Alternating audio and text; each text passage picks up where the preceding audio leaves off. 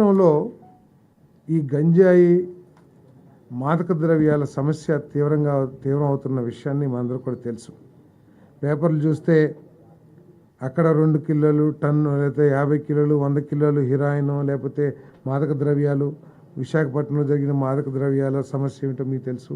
అదేవిధంగా ప్రతి చోట కూడా కాలేజీల్లో కానివ్వండి, స్కూల్స్ కూడా ఇది గంజాయి సమస్య పాకటం అనేది ప్రతి ఒక్కరు కూడా బాధపడాల్సిన విషయంగా నేను మీ అందరికీ మనవి చేస్తాను.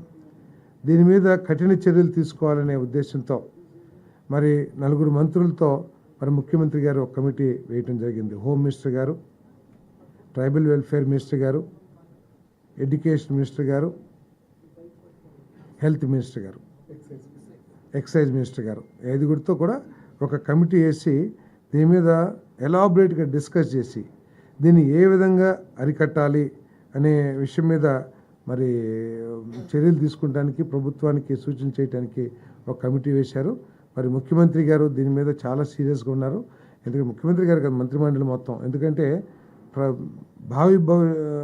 భావితరాల పౌరులకి ఇది ఒక పెద్ద సమస్యగా మారిపోతున్న విషయం అందరికీ తెలిసిందే. దీన్ని ఏ విధంగా అరికట్టాలి, రవాణా అరికట్టాలి, అమ్మకం అరికట్టాలి, అసలు చాలా చోట్ల చాలా ఈజీగా సింపుల్గా గంజాయి దొరికే పరిస్థితులు ఈ రాష్ట్రంలో ఉన్నాయని చెప్పేసి మన పేపర్లు చదువుతూ ఉన్నాం. వీటన్నింటినీ అరికట్టడానికి సీరియస్ యాక్షన్ తీసుకోమని చెప్పేసి కూడా ముఖ్యమంత్రి గారు ఆదేశించడం జరిగింది. ఈ కమిటీ చర్చించి తగు చర్యల్ని సూచిస్తుంది.